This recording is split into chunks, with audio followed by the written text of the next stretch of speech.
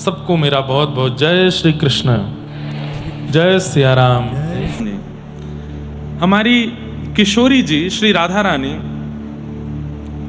सदा गोलोक धाम में विचरण करती हैं और श्री गोलोक धाम में विचरण करते हुए उनके मन में बार बार यह इच्छा रहती है कि कोई मुझे कृष्ण नाम सुनावे। तब सब सखियों को बुला करके श्री जी कहती हैं कि कृष्ण नाम ध्वनि करो, कृष्ण नाम सुनाओ। अब सब सखियां कृष्ण नाम ध्वनि करती तो हैं, लेकिन 24 घंटा श्री जी के कानों को इच्छा रहती है कि कृष्ण कृष्ण कृष्ण कृष्ण बोलते रहो। तब ललिता विशाखा आदि सखियों ने विचार किया कि श्री जी की इस इच्छा की पूर्ति कैसे हो। तब उन्होंने एक सुक और सारी, अब ये निकुंज की लीला है, बहुत भीतर की लीला है, कभी अवसर होगा संभवतः नासिक में कहूंगा, सुक और सारी की लीला। तो उसमें सुक जो हैं वो ठाकुर जी के पक्ष की प्रशंसा करते हैं और सारी जो हैं वो ठाकुर जी के पक्ष का खंडन करती हैं। फिर सारी जो हैं वो किशोरी जी की प्रशंसा करते हैं और सुक जो हैं वो किशोरी जी की प्रशंसा का खंडन। और ये सब सुनकर के निकुंज में प्रिया प्रीतम बड़े प्रसन्न होते हैं। जैसे एक आध बात, जैसे सुक जाते हैं, किशोरी जी और ठाकुर जी दोनों बैठे हैं सिंहासन पर, रत्न सिंहासन पर गोलोक धाम में, और यहां से सुक आएंगे और सुक आकर के बोलते हैं कि हमारे श्याम सुंदर तो बड़े सुंदर हैं, इनके नेत्र तो ऐसे हैं, इनका मुखमंडल तो ऐसा है। और भैया मैं कहा बताऊं, हमारे ठाकुर जी इतने मधुर हैं, इतने मधुर हैं, इतने मधुर हैं कि एक एक अंग, एक एक रोंवा इनका मधुर है। ये कौन कहता? सुक।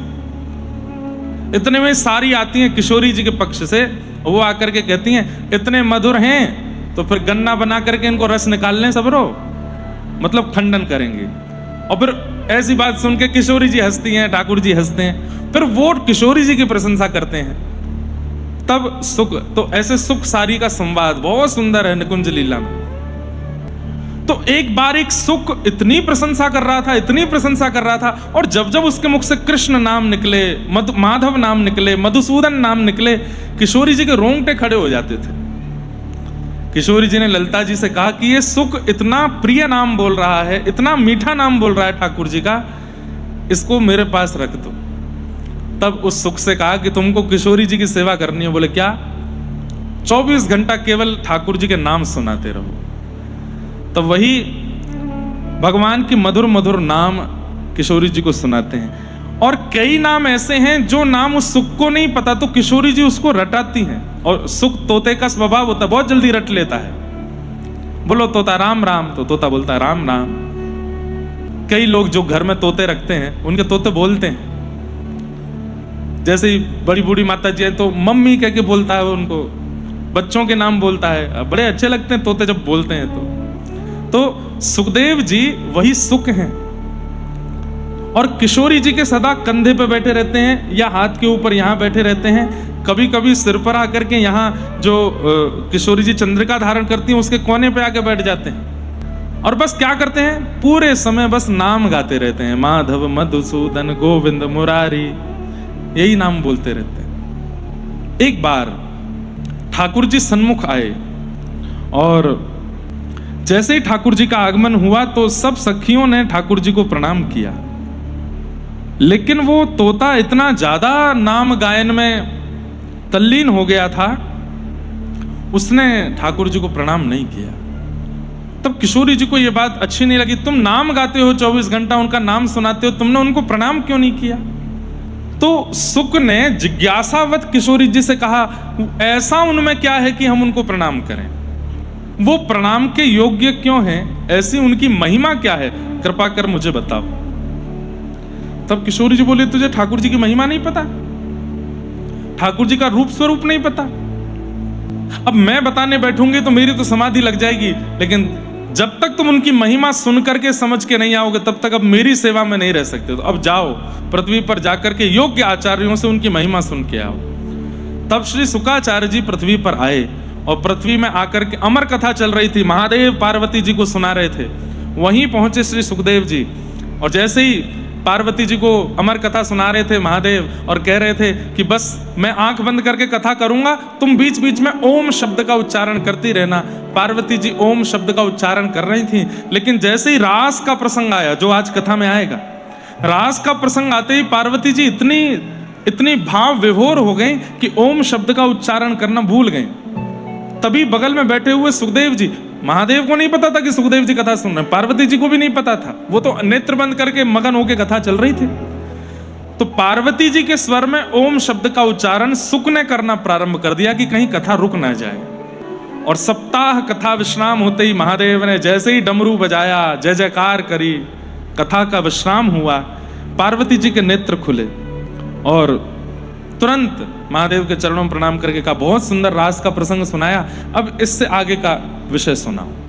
महादेव बोले, रास तो 2 दिन पहले हो गया, रास हो गया, रास के बाद ठाकुर जी कंस वध कर आए, रुक्मिणी विवाह हो गया, महाभारत युद्ध हो गया, द्वारिका बस गई, यदुवंशियों को श्राप लग गया, सब कुछ होकर के ठाकुर जी अपने धाम को प्रस्थान, पूरी कथा हो गई देवी, तुम अभी तक रास पे ही हो।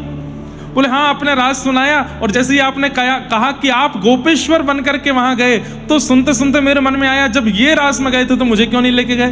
तो इस बार कथा रूपी रास में मैं भी गई थी और वहां श्याम सुंदर के साथ रास हुआ। 2 दिन से वो रास ही कर रहे थे मेरे साथ, मुझे नहीं पता चला कि कथा विश्राम कब हुई। तो आप रास में थी तो फिर ओम कौन बोल रहा था।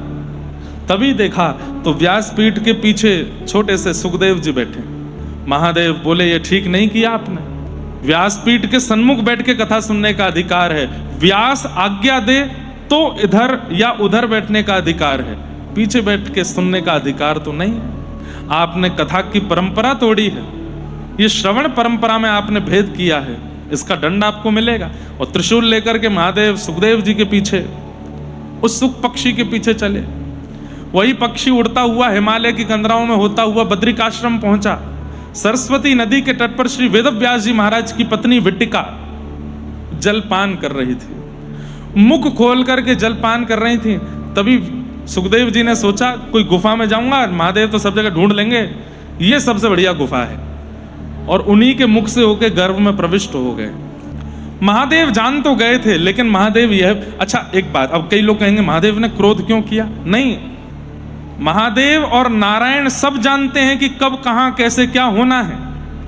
महादेव बोले कि भाई तुम यहां अमरनाथ में बैठे हो, तुमको तो वहां बद्रिकाश्रम पहुंच के प्रकट होना है व्यास जी की पत्नी के गर्भ से।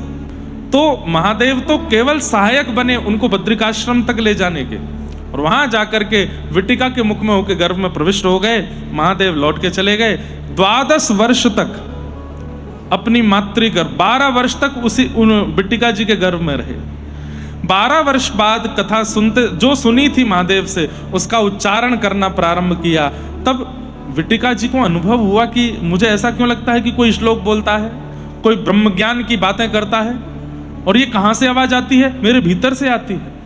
तो वेदव्यास जी को बताया, तो वेदव्यास जी ने दिव्य दृष्टि से देखा तो समझ गए, ओहो देवी, आपके गर्भ में तो साक्षात भगवत कृपानुरागी साक्षात से सुखदेव जी विराज रहे हैं। प्रणाम करते हुए बाहर से ही सुखदेव जी से कहा कि आप प्रकट होइए। तब सुखदेव जी बोले, मैं नहीं आऊंगा। क्यों? ये संसार बहुत भयभीत है, माया से चंगुल में फंसा हुआ है, मुझे खींच लेगा अपनी ओर। ठाकुर जी आके अगर मुझे आश्वासन देंगे कि माया मुझे नहीं सताएगी तो मैं जन्म लूंगा। तब भगवान ने प्रकट होकर आश्वासन दिया, आप प्रकट होइए, आप माया में फंसने के लिए नहीं, माया में फंसे जीवों का उद्धार करने के लिए पृथ्वी पर आए हैं, आइए। अब भगवान की आज्ञा मान करके आज के दिन श्री सुखदेव जी महाराज अपनी मातृगर्भ से प्रकट हुए। बोलो सुखदेव जी महाराज की। महाभारत में अग्नि मंथन से आपका प्रकट हुआ, ऐसी कथा महाभारत में आती है। अन्य पुराणों में अन्य भाव हैं, पर ऐसे श्री शुकाचार्य जी का आज प्रादुर्भाव है, उन्हें प्रणाम करते हैं। बंधुओं, आपको पता होना चाहिए सुखदेव जी कौन है। शुकाचार्य जी की ही कृपा है कि ये व्यासपीठ हम लोगों को प्राप्त है। श्री सुखदेव जी महाराज परीक्षित को कथा सुना रहे हैं, और क्या कह रहे हैं? परीक्षित, भगवान 7 बरस के हैं और 7 बरस के ठाकुर जी सब ब्रजवासीन को लेकर के गोवर्धन गए हैं और श्री गिरिराज जी की पूजन करवा रहे हैं। गिरिराज जी को पूजन करवाए करके, 56 भोग लगवाए करके, गिरिराज जी की परिक्रमा करवाए करके सब ब्रजवासी जो वर्षों से इंद्र की सेवा करते आ रहे थे, अब ये सब गिरिराज जी की शरण में आ गए। अब इसके पीछे एक बात और है बंधुओं, देखो ब्रजवासी सब ठाकुर जी को अपना लाला मानते हैं और लाला मान करके कभी उनको प्रणाम नहीं करते, कभी उनको वंदन नहीं करते, और आवश्यकता भी नहीं है, भाई लाला को कोई प्रणाम क्यों करे। लेकिन ठाकुर जी कभी कभी मन में विचार करते हैं कि भाई मेरे चरणों में बहुत कुछ है और जब तक ये प्रणाम नहीं करेंगे तब तक इनको वो प्राप्त कैसे होगा। भक्त ने जब ठाकुर जी के प्रति प्रेम अर्पित किया तो ठाकुर जी ने विचार किया इसको कहां रखूं। सिर पर निवास तुलसी का है, इसलिए ठाकुर जी जहां कहीं भी मुकुट धारण करते हैं तो वहां पर भी मुकुट से पूर्व तुलसी पधराई जाती है ठाकुर जी को। अरे हम कह रहे हैं तुलसी ना भी धारण करते हो तो जल अर्पित करते हैं, अभिषेक के समय जल में भी तुलसी होती है, तुलसी का स्थान यहाँ है, ठाकुर जी धारण करते हैं। मोर पिच्छ का स्थान यहाँ है। तो भक्त ने जब प्रेम अर्पित किया तो ठाकुर जी बोले यहाँ तो तुलसी विराज रही है, यहाँ कैसे रखूं, एक म्यान में दो तलवार नहीं। और प्रेम गली अति सांकरी तामे दो ना समाये, तुलसी का प्रेम है वो यहाँ विराजेंगे। तो भक्त का प्रेम ठाकुर जी ने विचार किया हृदय में रखूं, तो हृदय में श्री जी विराज रही है, प्रिया जी यहां कैसे धारण करूं। शीश एक है, हृदय एक है, लेकिन तब ठाकुर जी ने विचार किया चरण दो हैं, स्थान भी पर्याप्त है और सबका प्रेम भी। तो भक्तों के प्रेम को ठाकुर जी ने चरणों में स्थापित किया, चरणों में विराजमान किया। और फिर सुनो हमारी बात, चरणों में स्थापित करके फिर क्या किया ठाकुर जी ने, करार विंदेन अपने हाथों, ये चित्र सबने देखा होगा, हो ही नहीं सकता कि ये चित्र किसी ने ना देखा हो। कैसा चित्र है, करार विंदेन पदार विंदम, ठाकुर जी अपने दोनों हाथों से अपना पैर पकड़ते हैं और पैर को खींच के अपने मुख के पास ले जा करके मुखार विंदे विनवेशयंतम, अपने पैर के अंगूठे को ठाकुर जी चूसते हैं। देखा है चित्र, कभी सोच नहीं आई, मन में विचार नहीं आया कि भगवान अपना चरण का अंगूठा क्यों पीते हैं। आपके मन में केवल ये बात आ गई छोटा स्वरूप है इसलिए ठाकुर जी ने कर लिया, बालक है ना इसलिए पी रहे हैं। नहीं, ठाकुर जी अपने भक्तों का प्रेम जो चरणों में भक्तों ने अर्पित किया है उन सब प्रेमों को मुख के द्वारा अपने उदर में धारण करते हैं, उस प्रेम का पान करते हैं जो भक्तों ने चरणों में अर्पित किया। ये पूरे दिन पंढरीनाथ भगवान के सब लोग चरणों में प्रणाम करते हैं। हमें विश्वास है रात्रि कपाट बंद होते ही श्री पंढरीनाथ भगवान ऐसे ही लेटते होंगे और अपने चरणों का पान करके जितने भक्तों ने प्रेम अर्पित किया चरणों में सब पीते होंगे। और इतने में ही सुबह के 3:30-4 बजते होंगे, काकड़ा आरती है और तुरंत श्री पंढरीनाथ जी का मुंह दर्शन खुलता है। तो सुबह सुबह आप एक चीज अनुभव करना, जैसे बहुत भोजन करने के बाद में व्यक्ति तृप्त दिखाई देता है ना, संतुष्ट दिखाई देता है। हाँ, अब भोजन नहीं किया हो तो बड़ा ऐसा लगेगा कि उदास हो गया है, हताश हो गया है, बहुत जो है निर्बल दुर्बल सा हो गया है। लेकिन अत्यंत प्रसाद पाकर के व्यक्ति नाश्ता भोजन करके संतुष्ट लगता है। कभी जाइएगा, अनुभव करके देखना। रात्रि के शयन आरती में पंढरीनाथ जी बड़े सुस्त लगते हैं, लेकिन मंगला का दर्शन खुलते ही ऐसा लगता अत्यंत तृप्त। वो तृप्त कहाँ हुए, बोले बंद दरवाजे के पीछे अंगूठा ही पी रहे थे। सब भक्तों का प्रेम पान करके संतुष्ट हो जाते हैं, तृप्त हो जाते हैं और फिर दोबारा तैयार हो जाते हैं। सुबह से ही खड़े हो जाते हैं, आम महाराज सबके दर्शन, सब चरणों में आके प्रणाम करते, पूरे दिन प्रणाम करो, फिर रात्रि को फिर पान करते हैं। यहाँ पर आज्ञा क्या दी गई है, मनसा स्मरामि। कभी जीवन में कितनी भी बड़ी विपत्ति आ जाए, हम बहुत बड़ा सूत्र बता रहे हैं, ध्यान रखिएगा। जीवन में कितनी बड़ी विपत्ति आ जाए, कितनी बड़ी आपत्ति आ जाए, कितना भी विषाद आ जाए, संकट आ जाए, कष्ट आ जाए, एकांत में बैठ करके इसी झांकी का आप चिंतन किया करो। परिवार में कुछ दुविधा आई है, शारीरिक कोई रोग लगा है, पीड़ा हुई है, माताजी से, पिताजी से, बच्चों से, पत्नी से, पति से, परिवार से, या जहां काम करते हैं वहां से किसी भी प्रकार की पीड़ा आई है, एकांत में बैठ करके ठाकुर जी के इस झांकी का मनसा स्मरामि, मन में स्मरण कीजिए और मन में इस छवि को स्थापित कर दीजिए, विराजमान कर दीजिए। और थोड़ी देर तक नेत्र बंद करके श्री कृष्ण गोविंद हरे मुरारे हे नाथ नारायण वासुदेव, ये कीर्तन करते रहिए और इस छवि का चित्त में स्मरण करते रहिए। आप अनुभव करेंगे धीरे धीरे जो परिस्थिति है वो संभलने लगेगी, जो हाथ से जा चुकी लग रही थी वो संभलने लगेगी, धीरे धीरे वो संजोने लगेगी। और बस थोड़ा धैर्य रखिएगा, उसके बाद थोड़ा समय को निकलने दीजिएगा, बस उस छवि का नित्य चिंतन करते रहिए। श्री कृष्ण गोविंद हरे मुरारे, हे नाथ नारायण वासुदेवा। कुछ समय में ही वो परिस्थिति चल जाएगी, टल जाएगी और सब मंगल में हो जाएगा। ये इस झांकी का बहुत बड़ा रहस्य है। करार बिंदेन पदार बिंदम मुखार बिंदे विनवेशयंतम वटस्य पत्रस्य पुटेशयानम बालम मुकुंदम मनसा स्मरामि। तो भक्तों का प्रेम ठाकुर जी ने चरणों में स्थापित रखा है। हम भक्तों को ठाकुर जी ने चरण दिए हैं, बोले यहां चढ़ाओ जो चढ़ाना है। तो ठाकुर जी ने मन में विचार किया, ये ब्रजवासी मेरे चरणन में प्रणाम तो करे ना है। कभी कभी ठाकुर जी कह भी देते, मधुमंगल चला जनक प्रणाम कर ले। बोले हम बे तू कर ले मुझे प्रणाम। ए लाला तू भगवान थोड़ा ही है, तू कोई देवता थोड़ी है तो प्रणाम करेंगे हम, और तू कोई हमारा गुरु थोड़ा ही है। ठाकुर जी बोले एक दिन तो ऐसो आवेगो तुम सबरे मुंह को प्रणाम करोगे। तो आज ठाकुर जी ने प्रतिनिधि रूप में श्री गिरिराज जी को प्रणाम करवाया। ये मुझे सीधे तो मुझे प्रणाम नहीं करेंगे, ठाकुर जी की इच्छा है सब ब्रजवासियों का प्रेम स्वीकार करने की, वो सहज रूप में तो कर ही रहे हैं, पर ठाकुर जी का नियमित रूप से प्रेम पान करने का तरीका तो यही है ना। तो चरणों में प्रणाम हो नहीं रहा है। तो आज ठाकुर जी श्री गोवर्धन लेकर के गए सब ब्रजवासियों को, परिक्रमा कराई, पूजन कराया, अभिषेक कराया, 56 भोग लगवाया और सब कुछ अर्पित कराने के बाद ठाकुर जी ने अपने चरणों में गिरिराज रूप धारण करके प्रणाम करवाया। 4 भुजा वाले ठाकुर जी बन गए और गिरिराज जी के ऊपर प्रकट हो गए। लाओ ब्रजवासियों भोग, लाओ ब्रजवासियों भोग।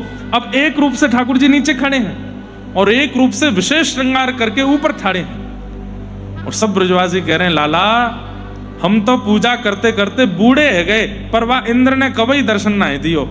ये तेरो गिरिराज बाबा कितनो चोखो है, नेक सी पूजा ते प्रकट है गयो। ठाकुर जी बोले देख लो, अब चलो सबरे प्रणाम कर लो इनको। इस बहाने सब ब्रजवासी अपने घर घर की 56 भोग लेके जाते हैं और श्री गिरिराज बाबा को पवाते हैं और चरणों में प्रणाम करते हैं। ठाकुर जी दूर पुजारी बन के खड़े हैं और सब गोपियों को समझा रहे हैं, हेरी जाए के ऐसे तिलक करियो और वाके बाद ऐसे आरती करियो और फिर राई नोन करियो और फिर का सामग्री बना के लाइए, अच्छा जेवारी सामग्री पवाई दियो। पुजारी बन के सबका गाइडेंस कर रहे हैं कि पूजा कैसे करनी हो। पूजा करवा किसकी रहे? अपनी ही। आप ही पूजे आप पुजावे। और ये सब लीला किसी को नहीं पता चली, केवल श्री जी को पता चल गई है। नेत्र प्रेमाश्रुओं से बढ़ गए हैं हमारी किशोरी जी के, और दूर बैठी बैठी देख करके मन में विचार कर रही हैं। और किशोरी जी का मन रूपी मयूर तो तब नृत्य करने लगा जब ठाकुर जी नंद बाबा यशोदा के संग स्वयं गए ऊपर गिरिराज जी पर। एक एक करके परिवार के लोग जा रहे हैं ना प्रणाम करने, तो अब ठाकुर जी गए और ऊपर जाकर के जैसे ही तिलक कियो, अक्षत चढ़ायो, आरती करी, तो आरती कर रहे हैं। अब किशोरी जी क्या देख रही हैं? बोले खुद ही अपनी ही आरती कर रहे हैं। कोई व्यक्ति आज शाम को एक काम करना, करोगे? घर पे जाना, बड़ा वाला दर्पण हो ना, शीशा, उसके सामने खड़े होके अपने आप को देख के करना कैसा लगेगा? आप लोगों को तो अच्छा लगेगा, लेकिन कोई और देख रहा होगा तो वो हंसेगा नहीं। वाह भाई, देखो ये कैसी लीला कर रहे हैं। तो श्री जी को वही दिख रहा है। श्री जी कह रही है देखो अपनी ही बलैया ले रहे हैं, अपना ही तिलक कर रहे हैं। और फिर यशोदा मैया मोहनथार बाटी बना के लाइए, तो मोहनथार उठा के अपने रूप से कह रहे हैं मुंह खोलो। तो गिरिराज जी जो बने वो क्या कह रहे हैं, इतना बड़ा ना खाऊंगा, नेक्स्ट नहीं पूरा खाना पड़ेगा, मुंह खोलो पूरा। तो पूरा मुंह खोल करके उनको पवा रहे हैं। और पवाने के बाद में फिर गिरिराज बाबा के मुख में जो नेक्सो से बच गयो, गिरिराज बाबा अपने मुख से निकाल के उनको पवा रहे हैं। ये सब झांकी देख के दूर खड़ी हुई किशोरी जी दोनों की बलैया ले रही हैं। आज या छवि की बलिहारी। कृष्ण लीला ना, जब तक इमेजिनेशन नहीं करोगे तब तक आपको आनंद नहीं आएगा। आप सुन रहे हैं एक बात, लेकिन तत्सुनवन प्रपठन विचारण परो, यहीं बैठे बैठे जब हम बोलते हैं उसी समय नेत्र बंद करके चिंतन भी कर लिया करो, कैसी झांकी है। श्री गिरिराज पर्वत का निर्माण करो, गिरिराज पर्वत पर 56 भोग का निर्माण करो, उसके ऊपर 4 भुजा वाले गिरिराज जी बैठे हैं और वैसे ही रूप वाले 2 भुजा वाले कृष्ण खड़े हैं, और वो कैसे पूजा कर रहे हैं, कैसे आराधन कर रहे हैं, ये सब चिंतन करना है। खूब प्रेम से सब ब्रजवासियों ने गिरिराज बाबा का 56 भोग किया। तभी नारद जी आए और चुपचाप 56 भोग की सामग्री में से कुछ सामग्री उठा के ले गए और सीधे पहुंचे इंद्र के पास और इंद्र से जाकर के बोले हाथ आगे करो। इंद्र ने हाथ आगे किया तो लो मोहनथार खाओ। जैसे मोहनथार पाया बोला ये कहां से लेके आए आप? बोला अच्छा लगा। बोले हाँ, पेड़ा खाओ, रसगुल्ला खाओ, गुलाब जामुन खाओ। खूब प्रेम से पाने के बाद इंद्र बोला बताइए तो सही कहां से लाए, इतना बढ़िया सामग्री कहां से लाए? तब नारद जी बोले हमको तो पता था, तुमको पता होगा लेकिन तुमको तो पता नहीं है। बोले तो तुम्हारी पूजा बंद हो गई है नीचे? ये ब्रजवासी तुम्हारी हर साल पूजा करते थे? बोले हाँ, सब बंद हो गई। कैसे? बोले वो नन्हे से 7 वर्ष का लाला कृष्ण जो अपने आप को भगवान बताता है, नारद जी तो जबरदस्ती चेता रहे थे, उसने अपना ही एक और रूप प्रकट कर लिया है, 4 भुजा रूप धारण करके, और उसकी पूजा करवा रहा है। तुम्हारी पूजा बंद हो गई। अब देखिए कितनी बड़ी विडंबना वाली बात है। इंद्र को नहीं पता कि कृष्ण भगवान है, पता है, लेकिन कई बार व्यक्ति को अपनी सेवा, अपनी पूजा, अपनी मान, अपनी प्रतिष्ठा इतनी प्रिय होती है कि उसके आगे वो दूसरे की पूजा स्वीकार नहीं कर सकता। इंद्र को नहीं पता कि वो, भागवत जी में वर्णन आता है कि जब भगवान प्रकट हुए तब इंद्र ने भी स्तुति गाई थी। तो वही कृष्ण जब आज ब्रजवासियों से गोवर्धन पूजन करवा रहे हैं तो फिर इंद्र मान क्यों कर रहा है? अब यहां 2 पक्ष हैं, ध्यान से सुनिएगा। एक पक्ष तो हम मानवों को समझाने के लिए कि भाई स्तुतियों से बचो, जितनी ज्यादा अपनी स्तुति करवा लोगे, जितना अपना सम्मान करवा लोगे, जितना अपने आप को प्रणाम, हम प्रणाम के लिए क्यों मना करते हैं? हमको संतों की आज्ञा है, हम लोगों से मना करते हैं हमको छू के प्रणाम मत कीजिए, दूर से प्रणाम कर लीजिए। कथा सुना रहे हैं तो प्रणाम तो आप करोगे ही, लेकिन हमको स्पर्श करके प्रणाम मत करो, क्योंकि हमको संतों की आज्ञा से मना है। 2-3 चीजों की हमको मना है। उसमें एक मना यह है कि अपने आप को प्रणाम नहीं करवाना है, दूसरा किसी के सिर पे हाथ नहीं रखना है। इसलिए कोई कहता भी सिर पे हाथ धरो तो हम कमर पे ही धरते हैं, सिर पे। छोटे बच्चों को तो प्रेम देते हैं। अभी संत ने क्या सोच के कहा, उसके पीछे मुझे जो कारण लगता है वो ये कि एक बार चरण स्पर्श यदि हुआ तो बार बार इच्छा होने लगती है। और मान लीजिए 5 लोग आए, 3 ने प्रणाम नहीं किया, 3 ने प्रणाम किया, 2 ने नहीं किया, तो मन में क्या आएगा? आए तो एक साथ हैं, 3 कर रहे हैं, ये 2 क्यों खड़े हैं, इन्होंने क्यों नहीं किया? और यहीं से पतन शुरू हो जाता है। तो स्तुति के ज्यादा आदी मत रहो, सम्मान की बहुत इच्छा मत रखना, क्योंकि अपमान ज्यादातर उसी का होता है जिसका बहुत सम्मान हुआ हो, और अपमान का बोध भी उसी को होता है जिसने बहुत सम्मान करवाया हो। इसलिए सम्मान को सिर पर मत चढ़ने दीजिए। महादेव बनिए, वो नीलकंठ हैं। भरी सभा में दक्ष प्रजापति ने अपमान किया, कंठ में धारण कर लिया उस विष को अपमान के।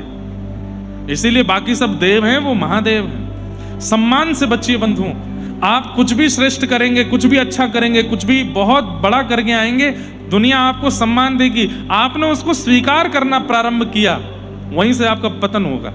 ठीक है, लोग आपको प्रेज करते हैं, आपकी प्रशंसा करते हैं, आपके लिए अच्छा बोलते हैं, आपको सम्मान देते हैं, वो उनको करने दीजिए, आप उसको स्वीकार मत कीजिए। हाथ जोड़ के सिर झुका करके उसी समय अस्वीकार कर दीजिए।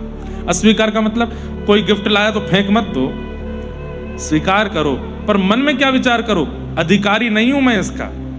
किसी ने माला पहनाई तो माला स्वीकार तो करो, पर मन में क्या सोचो, मैं इसका अधिकारी कदापि नहीं हूं। यह है अस्वीकारीकरण, उसको स्वीकार मत करो। अस्वीकार करोगे तो उस स्थिति में पहुंच जाओगे कि जहां बड़े बड़े लोग नहीं पहुंच पाए, और जहां आपने तनिक से सम्मान को भी स्वीकार करना शुरू कर दिया वहीं रह जाओगे, उससे ऊपर नहीं जा पाओगे।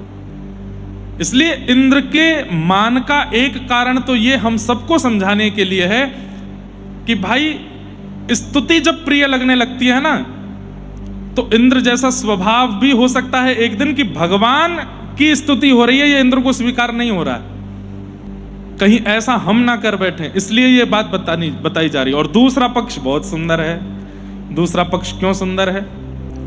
बीच बीच में ये देवता भगवान के पास आते रहते हैं। तो एक बार इंद्र ने भगवान को यमुना जी के तट पर आकर के प्रणाम किया। बोले भगवान आप कितनी सुंदर लीला चल रही है ब्रज में, हम तो देख करके आनंदित हो रहे हैं। ठाकुर जी बोले तुमको हमारा एक काम करना। बोले क्या? बहुत ध्यान से सुनिएगा, सब लोग इधर देखो। तो भगवान ने इंद्र से कहा कुछ दिन बाद हम ब्रजवासियों को अपने चरणों में प्रणाम करवाएंगे, पर ये मुझे प्रणाम नहीं करेंगे, मेरे प्रतिनिधि श्री गिरिराज जी को प्रणाम करेंगे। और उसके लिए हम तुम्हारी पूजा बंद करवाएंगे। तुम क्या करना, तुम्हारी पूजा बंद हुई इसलिए कोपित होकर के खूब जोर की वर्षा करना, और इतनी वर्षा करना कि उस वर्षा से बचाने के लिए मैं गिरिराज जी को धारण करूंगा। अब मैं गिरिराज जी क्यों धारण करूंगा? ठाकुर जी की ये बात भी कहीं पूर्व में ठाकुर जी कह चुके हैं। कैसे? सब लोग इधर देखो, सुनते जाओ, एक एक क्षण भी छोड़िएगा नहीं। जब हनुमान जी महाराज हिमालय पर्वत लेकर के आए संजीवनी बूटी के लिए, तो सब लोग हनुमान जी की बड़ी प्रशंसा करते थे। अरे हनुमान जी तो समुद्र लांग के लंका पहुंच गए, लंका में आग लगा करके आ गए, हनुमान जी ऐसे बलवान हैं, हनुमान जी ऐसे, हनुमान जी ऐसे। तो एक दिन हनुमान जी ने राम जी से कहा, मेरा नाम क्या है? हनुमान। जो मान का हनन करता हो वो हनुमान है, और मेरा इतना सम्मान होता है नाथ, ये मुझे प्रिय नहीं लगता। ठाकुर जी बोले हम कुछ करेंगे। आज जैसे ही हनुमान जी पर्वत लेकर के आए संजीवनी बूटनी की जगह, तो लक्ष्मण जी के प्राण रक्षा की तो उत्सव मना ही, उससे ज्यादा उत्सव मना हनुमान जी का नया नाम रख दिया सब लोगों ने। बोले क्या? गिरवरधारी। बोले कौन है ये? गिरिवर। गिरिवर किसको कहते हैं? श्री हिमालय को ही, पर्वत को ही गिरी कहा जाता है। उसको जो धारण करे वो गिरवरधारी। तो गिरवरधारी गिरवरधारी गिरधारी गिरधारी कहकर के सब हनुमान जी को पुकारने लगे। तो हनुमान जी रोते हुए गए राम जी के पास, मुझे ये मान अच्छा नहीं लग रहा है, कुछ कीजिए नाथ। ठाकुर जी बोले चिंता नहीं करो, द्वापर आने दो। तुमने जैसे भुजा में पर्वत उठाया, हम तुमसे भी एक हाथ आगे जाएंगे। कैसे? 7 बरस की आयु में बाम भुजा की इकन्नी उंगली के नख पे पर्वत धारण करेंगे। तो जो नाम तुमको अभी दे दिया है, द्वापर में ये हमारा हो जाएगा। फिर कलयुग में जब कभी भी गिरधारी कहा जाएगा तो तुम्हारा स्मरण नहीं करेंगे लोग, हमारा स्मरण करेंगे। हनुमान जी बोले मेरा बहुत बड़ा उपकार होगा नाथ, मेरे ऊपर ये काम कर देना।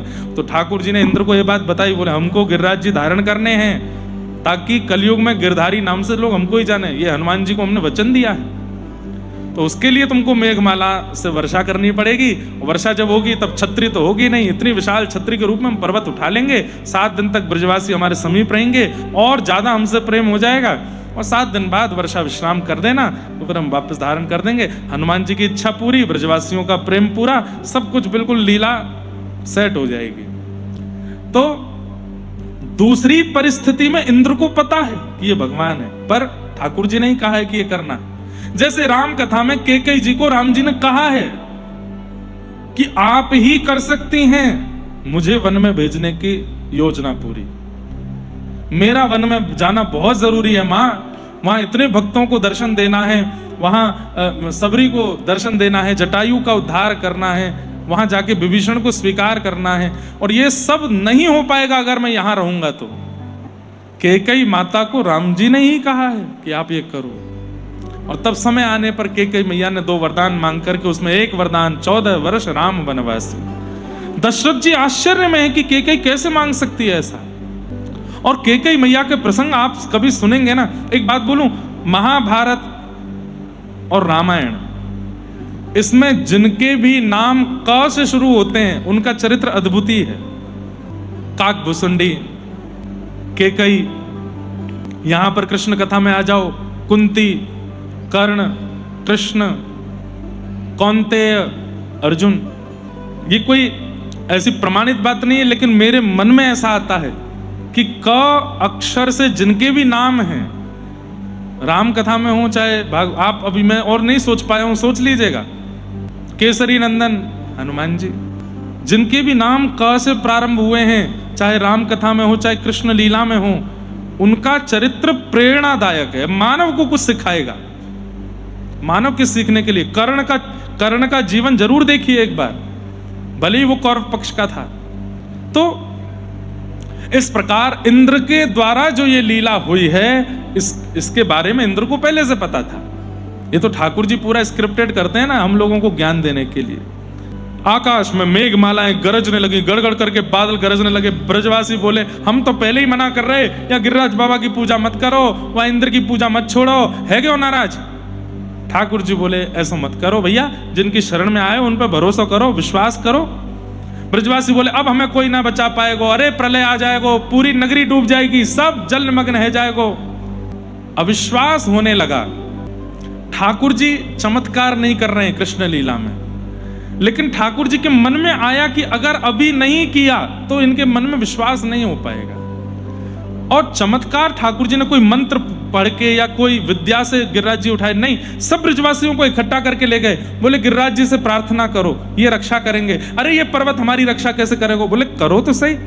सब ब्रजवासियों ने हाथ जोड़ के प्रणाम किया।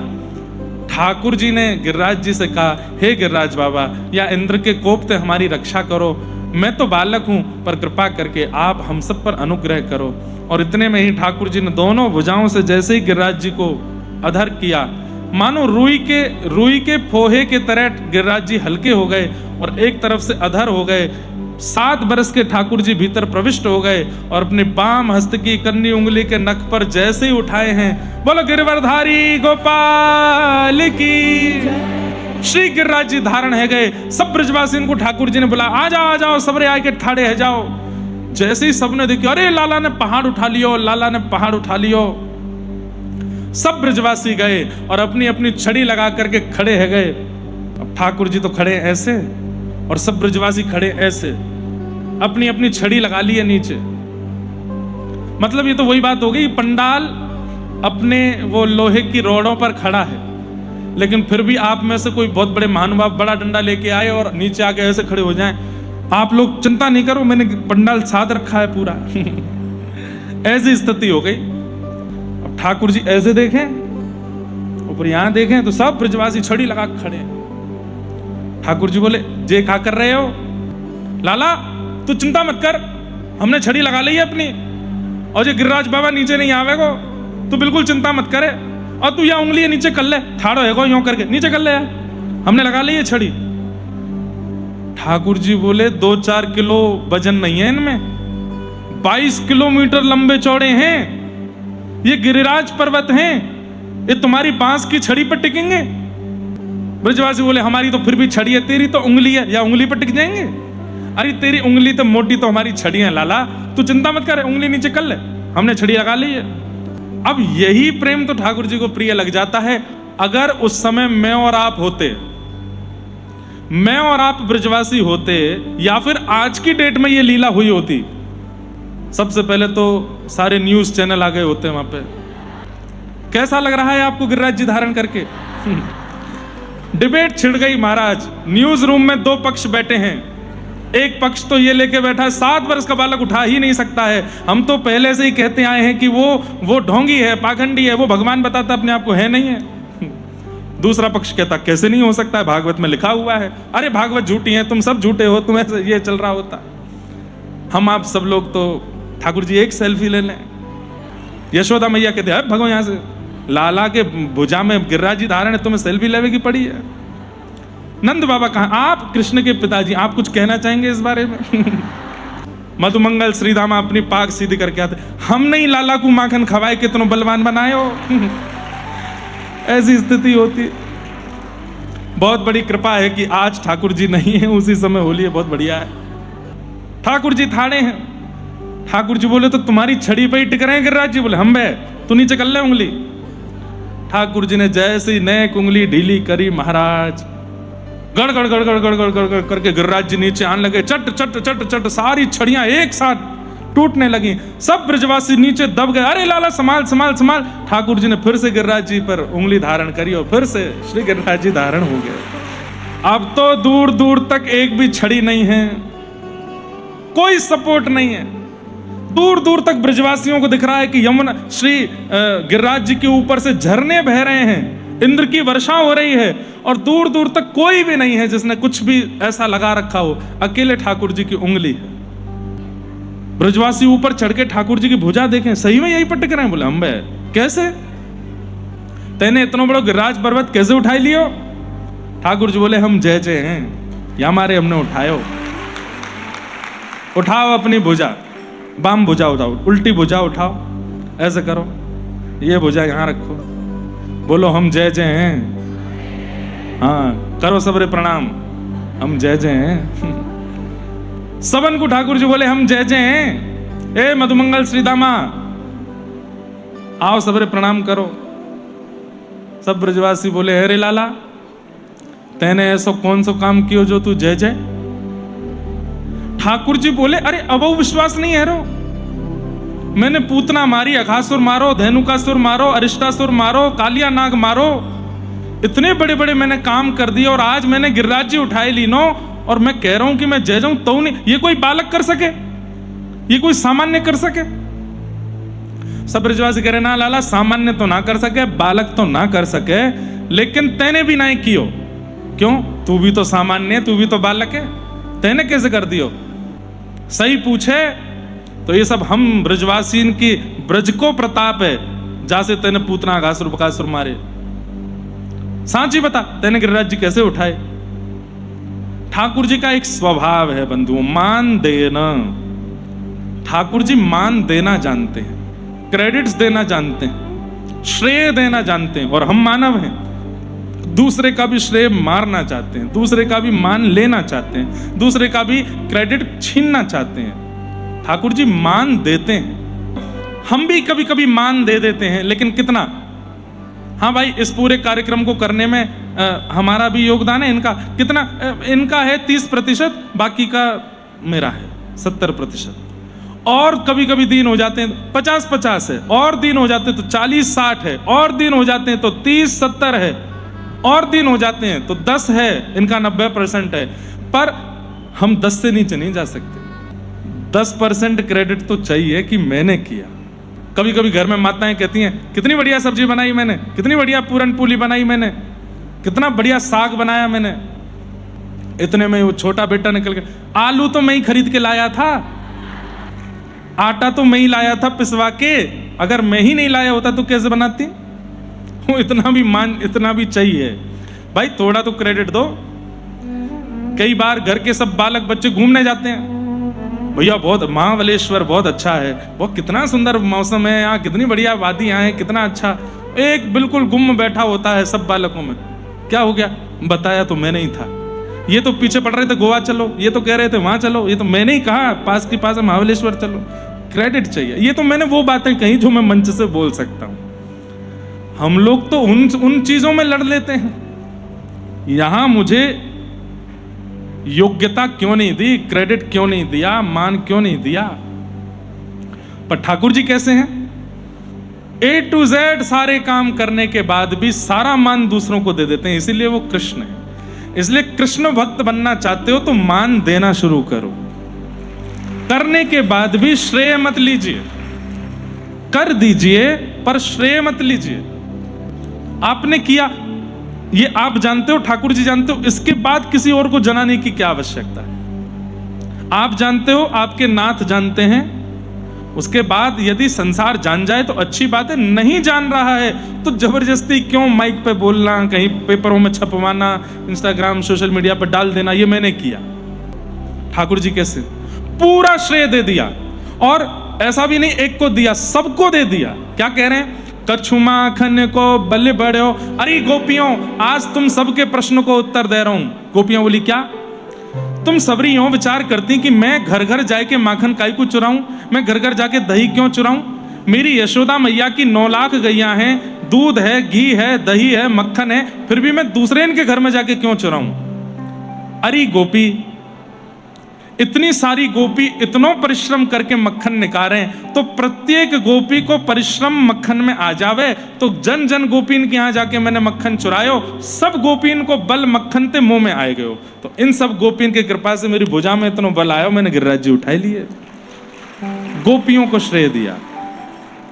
कछु गोपन करी सहाय, गोपियों को दिया। अब गोप ग्वालों के लिए क्या कह रहे हैं? बोले भैया, जैसे ही मैंने गिरिराज जी उठाए, आप सब लोग मेरी भुजा की ओर देखने लगे, मेरी उंगली की ओर देखने लगे, तो आप सबके नेत्रंशों सबरो बल निकल के मेरी उंगली में आए गए, आप सबको बल मेरी उंगली में आएगा, वहां से मैंने गिरिराज जी उठाए लिए।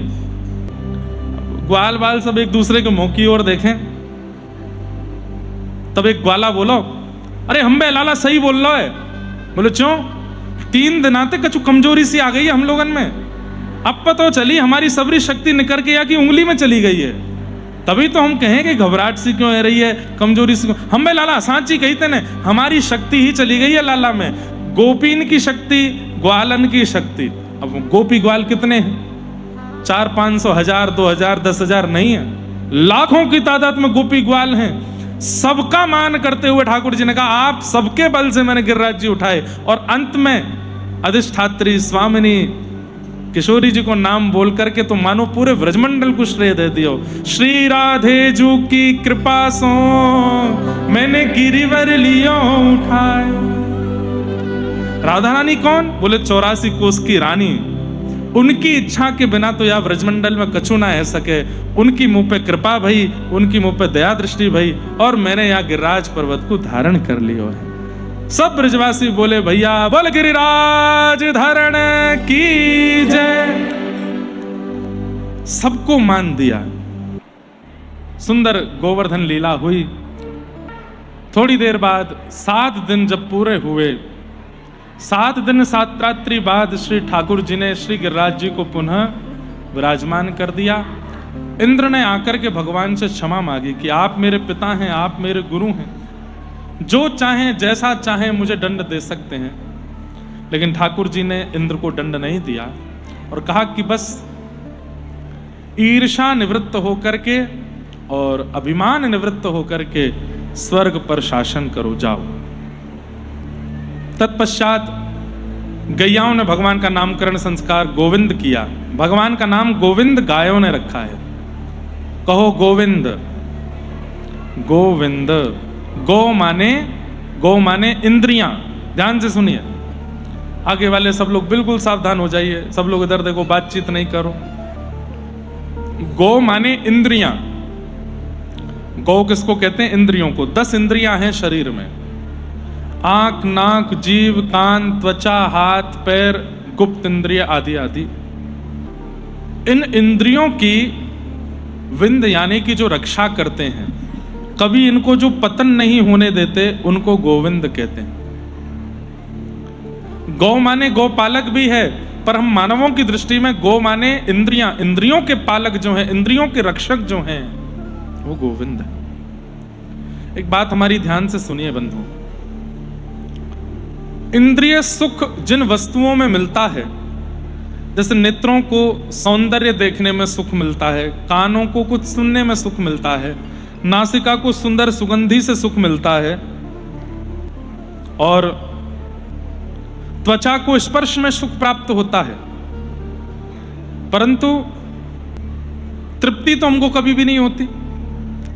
जीव से चाहे जितना भी रस का उपभोग कर लें, पर इस जीव को कभी तृप्ति तो नहीं होती। नेत्रों से चाहे कितना भी दृश्य देख लें, नेत्रों को तृप्ति तो नहीं होती। कानों से चाहे कुछ भी सुन लें, कान तृप्त अतृप्त से ही रहते हैं। तृप्ति नहीं हो रही है, इसका मतलब जो वस्तु हम दे रहे हैं वो ये मांग नहीं रहे हैं, या इनकी वो है नहीं। सीधी बात, आपको जुकाम हो गया, खांसी हो गया, एक दवाई ले ली, 5 दिन खा लिया, नहीं ठीक हुए। दूसरी दवाई ली, 5 दिन खाया, नहीं ठीक हुए। तीसरी दवाई दी, 5 दिन खाए, तब भी ठीक नहीं हुए। 15 दिन यदि जुकाम को हो जाए और दवाइयों से आप ठीक नहीं हो रहे, तो 2 ही कारण हो सकते हैं। या तो रोग कोई और बन चुका है, या फिर जो दवाई लेनी चाहिए वो आप ले नहीं रहे हो। हमारी इंद्रियों को तृप्ति कब मिल रही है? सुंदर रूप दिखा दो, मैं तृप्त हो जाऊंगा। देख लो, कितनी देर देख पाओगे? 10 मिनट, 15 मिनट, 20 मिनट, 50 मिनट, 1 घंटा, 2 घंटा, 1 महीना, 2 महीना, 1.5 महीना। एक दिन होगा ऊब जाओगे, नहीं अच्छा लगेगा। पूरन पूरी खवा दो, जीव को इच्छा हो रही है, 1 खा लो, 1.5 खा लो, 2 खा लो, नहीं 1 ही बहुत है। लेकिन 2 खाने के बाद में क्या होगा? अरे भाई बस अब बहुत मीठा मीठा हो गया, ऐसा लग रहा है कि शरीर में रक्त की जगह मिश्री घूम रही है क्या? इतना मीठा हो गया है। इसका मतलब क्या है? संसार में जितनी भी वस्तुओं का उपभोग करते हैं, मैं आपको नहीं डांट रहा हूं, मैं खुद से भी कहता हूं, वो इंद्रिय की उचित औषधि है ही नहीं, इसलिए बार बार लेते रहते हैं, फिर भी इंद्रियां शांत नहीं होती। लेकिन कृष्णौषधि ऐसी है, नेत्रों को दर्शन के रूप में दे दी जाए, कानों को श्रवण के रूप में दे दी जाए, जिह्वा को प्रसाद के रूप में दे दी जाए, नासिका को चरण गंध के रूप में दे दी जाए, हाथों को स्पर्श के रूप में, हाथों को करताल के रूप में, चरणों को परिक्रमा के रूप में, नृत्य के रूप में दे दी जाए, तो अत्यंत शांति, तृप्ति भले ही ना मिल रही हो, लेकिन शांति का अनुभव होता है। आप लोग कथा सुन रहे हैं, 4 घंटे आप लोग संसारी चर्चा नहीं सुन सकते एक मंच पर खड़े होके।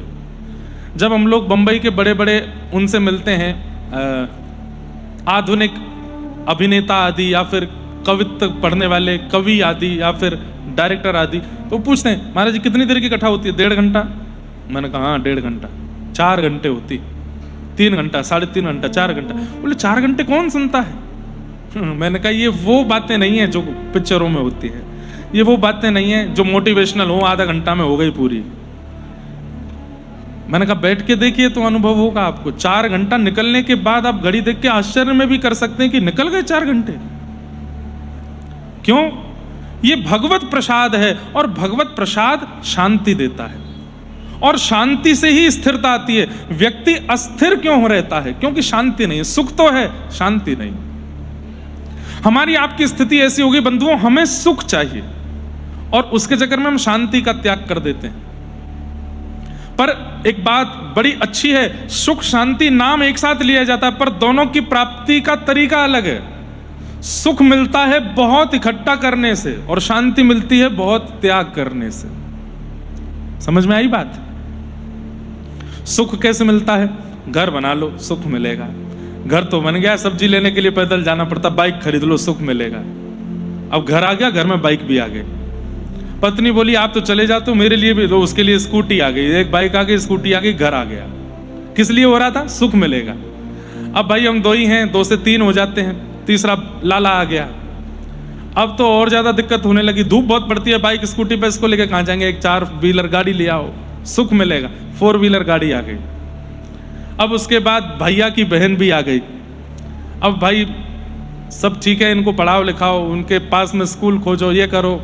फिर उसके बाद में अब लगा नहीं छोटी गाड़ी में काम नहीं, बड़ी गाड़ी लो, बड़ी गाड़ी ले ली। छोटा घर पड़ रहा है, बड़ा घर ले लो, बड़ा घर ले लिया, और बड़ा घर ले लो, और बड़ा ले लिया। उसमें लोन भी होना चाहिए, पीछे स्विमिंग पूल भी होना चाहिए। अब मुझसे काम नहीं होता, 10-5 नौकर लाओ घर में, नौकर आ गए। सब किसके लिए हो रहे थे? सुख के लिए। लेकिन इतना सब कुछ बना के 10-5 नौकर रख के, बच्चों की अच्छी पढ़ाई करवा के, बड़ी बड़ी गाड़ियां रख के, भीतर क्या चल रहा है? बीपी की गोली खा रहे हैं। छिलके की दाल से रूखी रोटी, घी नहीं लगा सकते, डॉक्टर ने कोलेस्ट्रॉल हो गया है, मना किया है। कहां गया वो सुख जिसके लिए शुरू कर दी है पूरी यात्रा आपने? लेकिन यही यात्रा यदि शांति के लिए शुरू की होती, मुझे शांति चाहिए। हम लोगों को पहाड़ों में सुख क्यों मिलता है? क्योंकि वहां शांति है। हम लोगों को समुद्र के तट पर सुख क्यों मिलता है? क्योंकि वहां शांति है। हम लोगों को नदी के किनारे अच्छा क्यों लगता है? क्योंकि शांति है। हम फिर भी नहीं समझ पाते कि ये शांति ही हमारी डेस्टिनेशन थी, सुख नहीं था। सुख के लिए इतना सब जी लिया, पूरा जीवन निकाल दिया, वही नहीं मिला। आप कहोगे महाराज जी फिर क्या करें? तो नेत्रों को सुख कैसे दे रहे थे? रूप दिखा करके। रूप देखना है तो विठोबा का देखना शुरू करो। अब इन नेत्रों को कहो, ये क्या संसार के गोरी चमड़ी देखता है? क्या संसार के सुंदर नेत्र देखता है? क्या संसार के सुंदर सुंदर आकृतियां देखने में? देखना है तो विठोबा को देखना है। अब इन्हीं को देखना है। विठोबा को देखेंगे, जगन्नाथ को देखेंगे, द्वारिकानाथ को देखेंगे, राधा रमन। आहा, हमारे श्री राधा रमन लाल कितने सुंदर हैं। अभी इस वक्त मतलब हर महीने 2 महीने में सेवाएं बदलती रहती है ना राधा रमन जी में। हमारी बड़ी बहन जी की भी सेवा आती है। सबसे बड़ी बहन वो भी राधा रमन गोस्वामी है, श्री अनुराग गोस्वामी, पद्मनाभ गोस्वामी जी उनके घर में है। उनकी सेवा भी अभी मई में आने वाली, अधिक मास में। अभी जिनकी सेवा चल रही है पूज्य श्री मनमाधव गौड़ेश्वर श्री पुष्पांग गोस्वामी जी, उनका नाम मैं आज इसलिए मंच से ले रहा हूं, 10 वर्ष में पहली बार कि राधा रमन जी से मुझे बहुत प्रेम है, पर इस वक्त जिन गोस्वामी जी की सेवा चल रही है ना, उनकी सेवा में राधा रमन जी इतने सुंदर लगते हैं, इतने सुंदर लगते हैं। आप लोग अभी चेक कर लीजिएगा, कहीं भी चित्र जो अभी लेटेस्ट चित्र हो राधा रमन जी के, अद्भुत होंगे। श्रृंगार सुख देखो, मुखमंडल देखो, तिलक स्वरूप देखो, अद्भुत लगते हैं। मानो ऐसा लगता है, एक तो होता है कि श्रृंगार देख करके लगा कि श्रृंगार बहुत अच्छा है, पर श्रृंगार देख करके लगा कि श्रृंगार भी आनंदित हो रहा है कि मैं इनके पास आया हूं, इनकी सेवा में आया हूं। ऐसी मतलब अगर कोई बहुत सेवा करते हैं ना अपने ठाकुर जी की, और वो लोग ये सोचते हैं कि सेवा ऐसी कैसे करें कि ठाकुर जी को सुख मिले, तो अभी के दिनों में आजकल जो राधा रमन जी की सेवा चल रही है, अभी श्रृंगार का दर्शन करो। ऐसी सेवा होनी चाहिए। पता क्या लगता है, ठाकुर जी रिलैक्स्ड लगते हैं बिल्कुल। आज सुबह का श्रृंगार देखा तो हमारे राधारमण जी ऐसा तिरुपति बालाजी जैसा मुकुट बहुत कम पहनते हैं। हमारे यहाँ ऐसे मुकुट, पान की आकृति का मुकुट ज्यादा धारण होता है या पाग धारण होती है। ये जो पंढरीनाथ पहनते हैं या तिरुपति बालाजी जो ऐसा पूरा मुकुट यहाँ पहनते हैं, ऐसा मुकुट कम पहनते। आज वो वाला मुकुट था और उस मुकुट में भी श्री लाल जी इतने आराम, इतने रिलैक्स्ड लग रहे हैं। इससे क्या पता चलता है कि सेवक केवल श्रृंगार पर ध्यान नहीं देता, सेवक केवल ठाकुर जी को सजाने के लिए नहीं बैठा है। उसके मन में यह है कि लाल जी को जो सुख मिलेगा मैं वो, जोई जोई प्यारो करे सोई मोहे भावे, जो लाल जी करेंगे वो मुझे भाएगा और लाल जी को जो प्रिय मैं वो उनको धराऊं। ऐसी सेवा। तो शांति कैसे मिलेगी? नेत्रों को दुनिया को खूब दिखा लिया, अच्छा खासा समय निकल चुका है यहां बैठे लोगों का। 20 साल देख लिया दुनिया को, 28 साल देख लिया, 30 साल देख लिया, 35 साल देख लिया, 50 साल दुनिया को देख लिया ना, नहीं मिला ना सुख। अब मेरे कहे से कल से ठाकुर जी को दो। देखेंगे तो विठोवा को, सुनेंगे तो विठोवा को, सुगंधी लेंगे तो विठोवा के चरणों की, प्रसाद पाएंगे तो उनका। अपने जीवन की हर गतिविधि उनको देके देखिए। 1 साल बाद मैं फिर आ रहा हूं यहां पर, 1 साल देके देखो। हो सकता है सुख ना मिले, लेकिन पायो परम विश्राम, अत्यंत शांति का अनुभव होगा। और शांति में सुख नहीं होता, शांति में आनंद मिलता है। एक एडिक्शन की तरह हो जाता है, ऐसा लगने लगता बस अब ये चलता रहे, ये खत्म ना हो, इसके बाद अब कुछ नहीं चाहिए, वो स्थिति हो जाएगी। 1 वर्ष देके देखिए ठाकुर जी को, अपनी उम्र चुन लीजिए कितने साल के हो, इतना दे लिया ना संसार को, अब 1 साल, बस 1 साल ठाकुर जी को ही दो, बस और कुछ नहीं, केवल बोलावा विठ्ठल, पहावा विठ्ठल, और फिर क्या है आगे। वैसे तो हमारा ये अंतिम जन्म है, लेकिन यदि किसी कारण से पुनर्जन्म हुआ तो 2 ही स्थान है, या तो वृंदावन या पंढरपुर। और वहां भी हम ठाकुर जी से चाहेंगे कि वैसे तो वृंदावन में ही होगा, नहीं मानेंगे ठाकुर जी, ब्रज में ही देंगे, लेकिन अगर बाय चांस पंढरपुर में हो तो हमको ठाकुर जी राग सेवा दें और ये सारे अभंग बस पंढरीनाथ के सामने बैठे बैठे उनको सुनावें, और कुछ नहीं। श्री ठाकुर जी जितनी मेहनत करवानी है शरीर से इस जन्म में करवा लें, यहां भगाओ वहां भगाओ, इधर ले जाओ। अगले जन्म में तो अगर वैकुंठ भी मिले तो मैं तो कहता हूं कि नाथ वैकुंठ में भी एक व्यासपीठ दे देना और आप सामने शेषनाग पर पौड़े रहना, और बस एक जगह बैठ के ना आप उठना ना हम उठेंगे, कथा सुनाएंगे, अभंग सुनाएंगे, कीर्तन सुनाएंगे, बस वो बैठे रहें और हम सुनाते रहें। अभी जितना हो श्रम कर लें, अगले इस जन्म के बाद तो आराम करना है, ठाकुर जी का कीर्तन करना है, आराम करना है। इसका अर्थ यही है ना कि बोलो तो विठ्ठल है, पहावा मतलब अच्छा देखो तो विठ्ठल, और फिर करावा विठ्ठल। अरे तो मैं तो सही विषय पे उठाया ना अभंग, यही विषय चल रहा था ना। देखो तो विठ्ठल को, सुनो तो विठ्ठल को, करो तो जो कर रहे हो सब विठोबा के लिए। जीव भावे मतलब अच्छा आत्म सुख के लिए, हाँ आत्म शांति के लिए यदि करना है तो यही करो। और 1 वर्ष करके देखिए, आपको शांति, अब पायो परम विश्राम, इतना सुख मिलेगा, इतनी शांति मिलेगी चित्त को कि लगेगा बस अब यही चाहिए मुझे और कुछ नहीं। करके देख लिया ना संसार के लिए कितना कुछ, नहीं पाया ना कुछ भी हाथ में, तो अब आइए विठोबा के चरणों में, अब करके देखो। यहां पर हमारे गौरवा काका, संत श्री तुकाराम जी महाराज, जनाबाई, इन सब भक्तों के चरित्र से क्या अनुभूति मिली। इन्होंने सबने शांति का पथ चुना। सुख भले ही नहीं दिखता है, आप इनका चरित्र देखेंगे तो वहां सुख का अनुभव नहीं होता है, शांति का अनुभव होता है। ज्ञानेश्वर माउली, उनके पूज्य पिताजी श्री विठल दास जी पंढरपुर में रहते थे और वो पूर्ण रूपेण विरक्त होना चाह रहे थे, बस कि अब कुछ नहीं चाहिए जीवन में, विठोबा के ही रहना है। अब देखो इस स्थिति को क्या बोलते हैं, हमें कुछ नहीं चाहिए, लेकिन विठल देंगे तो अस्वीकार नहीं है, विठल देंगे तो स्वीकार है। हम अपनी तरफ से कोई इच्छा प्रकट नहीं कर रहे हैं, विठोबा देना चाह रहे हैं तो वो देंगे तो प्रसाद ही होगा। वो नहीं चाहते थे कि उनके घर गृहस्थी बढ़े, बिल्कुल विरक्त होकर के रह रहे थे। तब माता पिता की आज्ञा हुई कि नहीं, विवाह करो, और तब रुक्मणी बाई जी के साथ उनका विवाह हुआ। बहुत सुंदर चरित्र है उन श्री ज्ञानेश्वर माउली के पिताजी का। बंधुओं देखो, एक बात मेरी बहुत ध्यान से सुनिएगा, वैष्णव भक्त बालक माता पिता नहीं बनाते हैं। माता पिता का आचरण यदि शुद्ध होता है तो आकाश से ठाकुर जी ही वैष्णव बालक को भेजते हैं। इसलिए जितने भी युवा यहां बैठे हैं, जिनका अभी अभी ब्याह हुआ है या होने वाला है, अपना आचरण इतना शुद्ध रखिएगा दोनों जन कि किसी भक्त को ही आपके यहां आना पड़े। आप चाह करके उसको भक्त नहीं बना सकते। नहीं तो हर घर में दादी दादा नानी नाना माता पिता अपने बच्चों को हनुमान चालीसा रटाते हैं, गायत्री मंत्र रटाते हैं, श्लोक रटाते हैं। 16 साल का वही बालक बड़ा होकर के कथाओं का निंदा करने लगता है, भगवान का मजाक उड़ाने लगता है, ठाकुर जी के ऊपर उल्टी सीधी बातें बोलने लगता है। क्यों?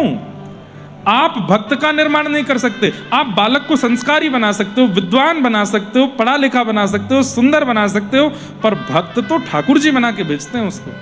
इसलिए माता पिता का आचरण ऐसा हो। आकाश मार्ग में अनेक दिव्य आत्माएं घूम रही हैं भारत के, कि कोई ऐसे माता पिता हमको मिलें जिनके यहां हम जन्म लेकर के जाएं और भक्ति का प्रचार करें। सब लोग ध्यान से देखिए, इधर देखिए, सुनिए कथा। तो विठल दास जी, उनका विवाह रुक्मणी बाई जी के साथ में हुआ। आप दोनों एक भवन में रहते थे और बड़ा अकिंचन निष्किंचन जीवन जी रहे थे। मतलब ब्याह के बाद भी ब्रह्मचारी ही थे।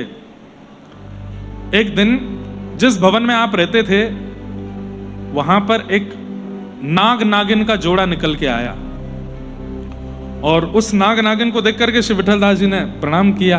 तो उन नाग देवता ने कहा कि ये जिस घर में आप रहते हो, ये हमारा स्थान है, इसके नीचे हम लोग रहते हैं। तो ये बात सुनते ही श्री विठल दास जी ने अपनी पत्नी को कहा, चलो यहां से, ये हमारा घर नहीं। इतने जिस घर में जन्म हुआ, जिस घर में रहे पले बड़े, नाग देवता की एक बात सुनकर के तुरंत छोड़ दिया।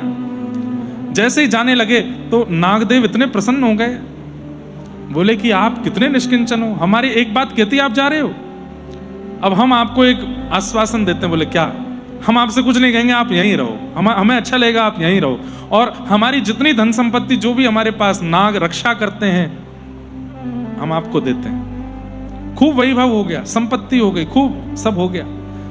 तो विठल दास जी ने सोचा, इतनी संपत्ति आ गई, इतना गड़ा हुआ धन मिला, इसका क्या करें। एक बात और बताऊं बंधु, पड़ा हुआ गड़ा हुआ धन यदि कभी मिल जाए, अपने प्रयोग में मत ले लेना, चाहे वो खरबों की तादाद में क्यों ना हो, उसको सेवा में लगा दीजिए। ग्रामीण क्षेत्रों में पुराने घरों में कई बार ऐसा होता है। एक आध हमारे परिचित के भी, उनके यहाँ भी ऐसा हुआ, उनको भी मैंने यही राय दी थी, इसको अपने प्रयोग में मत लीजिएगा। संत सेवा में, भगवत सेवा में बहुत ज्यादा, हॉस्पिटल बनवा दो, कोई अनाथ बालकों के लिए कुछ सेवा करवा दो, गरीब लोगों के लिए कुछ, अपने प्रयोग में मत लीजिएगा। वही किया ज्ञानेश्वर माउली के पूज्य पिताजी, जिन्होंने महाराष्ट्र से भक्ति की ऐसी अलख जगाई। उनके माता पिता कैसे, ये सुनिए। इतना धन संपत्ति मिली, उससे संत सेवा करनी प्रारंभ कर दी, खूब संत सेवा की। सब लोग उन्हीं के यहां आते थे। अब तो प्रचलित हो गया था कि वहां यदि जा रहे हो तो उनके घर पर सेवा मिल जाएगी आपको। खूब संत सेवा करते। एक बार एक महापुरुष आए और वो आकर के बोले, मुझे ना अन्न चाहिए, ना रोटी चाहिए, ना पानी चाहिए, मैं 2-3 महीना केवल हवा पी के रहूंगा। तो इनके विठल दास जी उनको देखते थे, वो हवा पी के ही रहे 3 महीने तक। प्रणाम करके कहा कि भगवान, आप में इतनी योग्यता कैसे आई, आप हवा पी के कैसे रहते हैं? बोले सब मेरे सदगुरुदेव की कृपा। बोले आपके गुरुदेव कौन है? बोले काशी में गंगा तट पर श्री रामानंदाचार्य जी महाराज विराजमान है, उन्हीं की कृपा है, और अब मैं वहीं जा रहा हूं। तो विठल दास जी बोले मैं भी चलूंगा, मुझे भी उन्हीं गुरु जी के पास जाना है। और आप पीछे पीछे चलने लगे। पत्नी घर पर रह गई। उन्होंने पूछा कब तक आओगे? बोले पता नहीं देवी, अब तुम ध्यान रखो अपना, हम तो जा रहे हैं। नव गृहस्थी हैं, ब्याह हुआ है कुछ दिन पहले ही, नए नए अभी सब जीवन प्रारंभ हुआ, पत्नी को छोड़ के चले गए। थोड़ी देर बाद देखते हैं कि वो जो साधु महात्मा आया था उसके अगल बगल में एक गौर वर्ण का और एक श्याम वर्ण का मानो राजकुमार बालक चल रहे हों। तो विठल दास जी ने पूछा, हे महाराज जी, ये आपके बगल में ये दो राजकुमार कौन है? तो वो राजकुमार भी हंसने लगे और वो महापुरुष भी हंसने लगे। और तभी इनके मन में आया मानो जैसे ये बीच में जो खड़े हैं महात्मा ये विश्वामित्र हैं और इनके एक तरफ राघव जी हैं और एक तरफ लक्ष्मण जी। उन्होंने कहा, बोले आप यही तो नहीं है? तुरंत प्रसन्न होकर उन्होंने आशीष दिया, बोले कि आप अपने रूप को नहीं पहचान पा रहे हैं, आप भी त्रेता के राजा जनक हैं, श्री जानकी जी के पिताजी, श्री राघव जी के ससुर जी। आपका ये पुनः अवतार हुआ है कलयुग में। ये दर्शन करके तो आप तुरंत मूर्छित होकर के वहां गिर पड़े और वो संत और दोनों राजकुमार राम और लक्ष्मण अंतर्ध्यान हो गए। आपको जब होश आया तो आप दौड़ करके काशी गए। काशी में जाकर के रामानंदाचार्य जी के चरणों में प्रणाम किया और कहा कि मुझे सन्यास दीक्षा दो। सन्यास दीक्षा का एक नियम है, अगर ब्याह नहीं हुआ है तो मां और पिता की आज्ञा होनी चाहिए तो ही सन्यास दीक्षा मिलती है, और विवाह यदि हो गया है तो पत्नी की आज्ञा होनी चाहिए। पत्नी अगर कह दे कि आप सन्यास ले लीजिए तो सन्यास हो सकता है। कितने भी गुरु दीक्षा दे दें, कितने भी आप विरक्त हो जाओ, पत्नी ने अगर मना कर दिया कि सन्यास दीक्षा नहीं लेनी है तो आप सन्यासी हो ही नहीं सकते। इन्होंने जाकर के रामानंदाचार्य जी से कह दिया कि मुझे सन्यास दीक्षा दो। ना रामानंदाचार्य जी ने पूछा, ना इन्होंने बताया कि इनका ब्याह हो चुका है। उन्होंने इनको दीक्षा दे दी। अब ये उन्हीं के साथ रहने लगे बिल्कुल विरक्त भाव से। इनका नाम भी बदल गया, सन्यास का नाम कुछ और हुआ। रामानंदाचार्य जी ने संकल्प लिया, अब हम भारत तीर्थ भ्रमण पर जाएंगे। आप उनके साथ ही रहते थे और बस 24 घंटे हरिस्मरण, क्योंकि इसी के लिए वो जन्मे थे। भ्रमण करते करते करते करते जब आप पंढरपुर आए, पंढरपुर के आगे जब आप अपने गांव पहुंचे, संभवतः आलंदी में ज्ञानेश्वर माउली का स्थान या पैठण के पास में कोई गांव है, आपे हाँ, पैठण के पास में गांव है। वहां जब रामानंदाचार्य जी पहुंचे तो इनको पता तो था कि ये मेरा गांव है। आप रामानंदाचार्य जी से बोले चलें आगे रुकेंगे, तो पता नहीं रामानंदाचार्य जी के मन में क्या है, बोले आज यहीं रुकेंगे। रात्रि वहीं रुके। सुबह पूरे गांव के लोग दर्शन करने आए और उनमें श्री विठल दास जी की पत्नी भी आई। विठल दास जी तो भाई सन्यास के बाद आप माता पिता को माता पिता भी नहीं बोल सकते। आपको सन्यास अगर होता है तो सन्यास के बाद ऐसा बोलना पड़ता है, ये हमारे शरीर के पिता हैं, मेरे पिता हैं, ऐसा नहीं कह सकते आप। मेरे शरीर के पिता हैं, मैं तो आत्मा हूं। सन्यास का ये स्वरूप है, ये मेरे शरीर की पत्नी है, ऐसा बोलते हैं। तो विठल दास जी को तो कोई ऐसा ममत्व भी नहीं था पत्नी के प्रति और कुछ हुआ भी नहीं। आप तो आंख बंद करके बैठे थे। इनकी पत्नी को भी ऐसा नहीं था कि मैं जाऊं जाके बोलूं कि आप मुझे छोड़ के क्यों चले गए, कुछ नहीं। पूरा गांव दर्शन करने आया था रामानंदाचार्य जी के, तो वो भी आई। उनको तो पता भी नहीं था कि विठल दास जी इनके साथ हैं।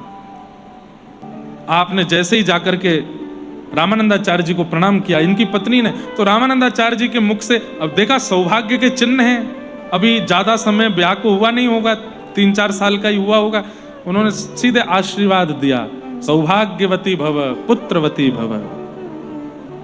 रुक्मणी बाई थोड़ी मंद मुस्काई और रामानंदाचार्य जी की ओर देख के बोली, ऐसा आशीर्वाद दीजिए जो घटे, जो फलीभूत हो, क्योंकि आप जो आशीर्वाद दे रहे हैं वो कभी फलीभूत नहीं होगा। मेरा विवाह तो हुआ है, मैं सौभाग्य का चिन्ह धारण करती हूं, पर मेरे पति मेरे पास नहीं है। रामानंदाचार्य जी पूछ बैठे, कहां है पति?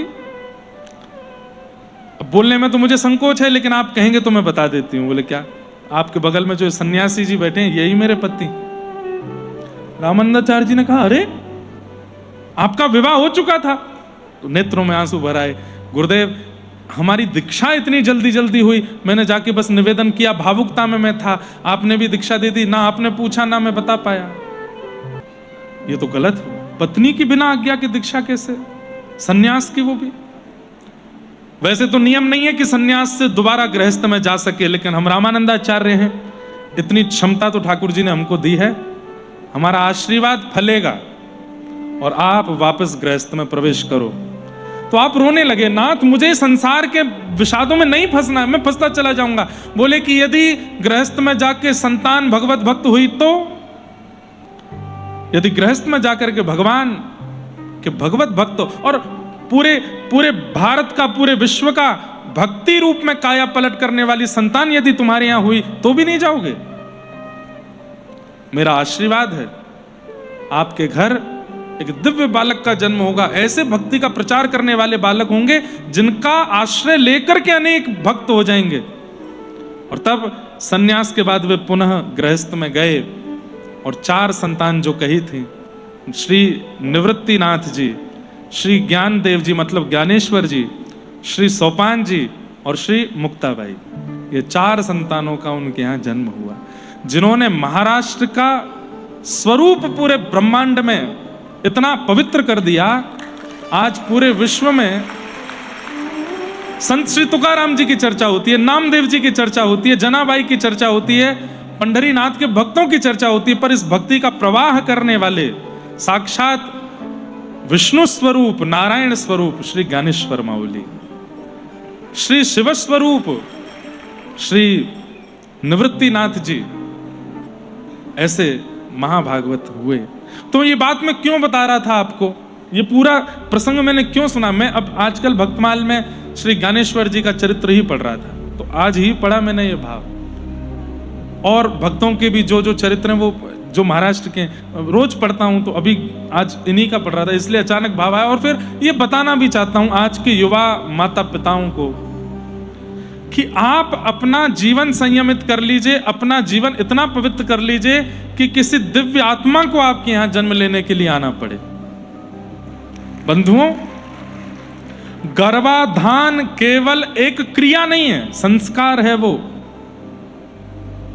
आचार्यों से, गुरुजनों से, महापुरुषों से पूछिए कि हमें अब गृहस्थ आश्रम में आ गए, अब आगे घर बढ़ेगा, हमारे घर में संतान का जन्म होगा, उसकी विधि हमें बताइए।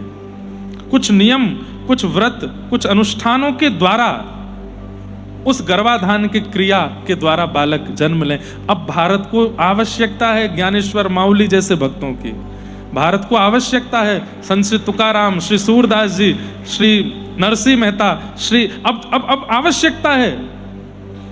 क्या पता इस व्यासपीठ से कही गई वाणी को कुछ युवा माता पिता ध्यान से सुन लें और वो इतना पवित्र जीवन करके अपने गृहस्थ आश्रम में प्रवेश करें, और उनके घर से ही शायद कोई ज्ञानेश्वर माऊली, उनके घर से ही कोई पूरे भारत को फिर से भक्तिमय करने के लिए, क्या पता कोई फिर से कोई भक्तराज जन्म ले ले।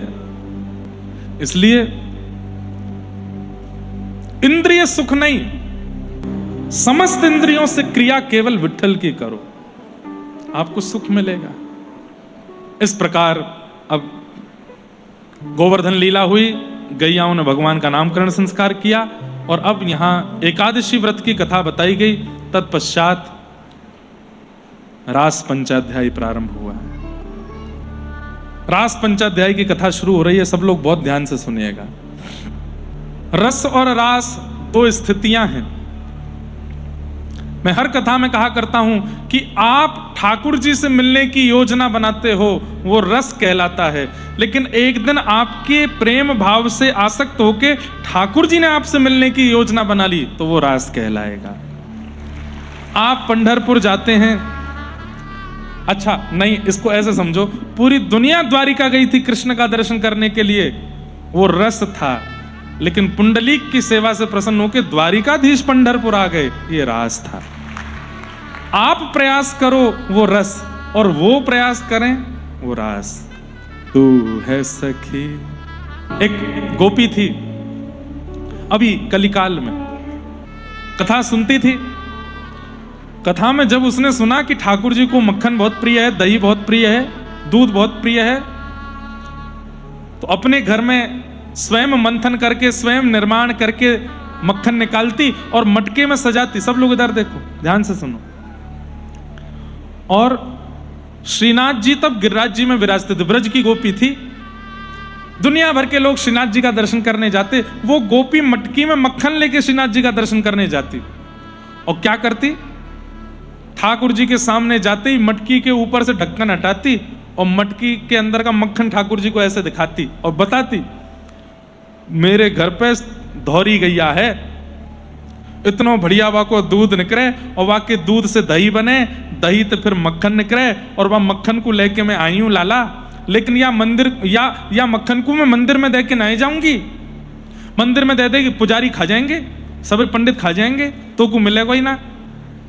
तो बोले मैं घर जाए के एक कोने में याकू ऊपर छीके पे टांग दूंगी, रात को तुम आए जाइयो और प्रेम से पाए जाइयो। द्वापर में तो गोपी ने छड़ी दिखाई, खूब डांटो, मैं कछु नहीं कहूंगी, लेकिन हाँ कोई चिन्ह छोड़ जाइयो दांत से मुंह को पता चल जाए कि तुम रात को आए। ठाकुर जी को लोभ दे के गई मक्खन का, वापस चली गई और जाए करके फिर से छीका पे टांग दिया और बस प्रतीक्षा करती रही सुबह हो तो मैं देखूं। सुबह होकर देखा तो मक्खन ज्यों का त्यों। अगले दिन फिर मक्खन निकाला, फिर मक्खन निकाल के मटकी में सजा के फिर गई और ठाकुर जी से कहे आए नहीं कल, और ठाकुर जी चुपचाप खड़े मंदिर में। यही स्वरूप है श्रीनाथ जी का, ऐसे खड़े, आए नहीं आप। ज्यादा नहीं, 350-400 वर्ष पुरानी घटना है। लाला देख मैं तुमको सांची बता रही हूं, मेरो पति, मेरो ससुर, मेरे बालक सबरे लालायत घूम रहे हैं 2 दिन आते कि मक्खन क्यों ना मिल लो, पर मैं कोई को नहीं पवाऊंगी, पहलो मक्खन मेरो लाला खावे को। ब्रजभाषा समझ आ रही है? कितने इनको समझ आ रही है? हाथ ऊपर करिए। अच्छा नीचे करो। कितनों को नहीं आ रही है वो ऊपर करो। ये सबको आ रही है? चलो तो फिर अहिल्यानगर छोड़ के चलो वृंदावन, वहीं रहो। ब्रजभाषा आती है तो क्या रहना यहाँ पे, चलो ब्रज में रहेंगे, बढ़िया जगह नहीं है, वो मुझसे मत कहना, पड़े रहना जमुना जी के किनारे, जगह नहीं है, भर गया है वृंदावन पूरा।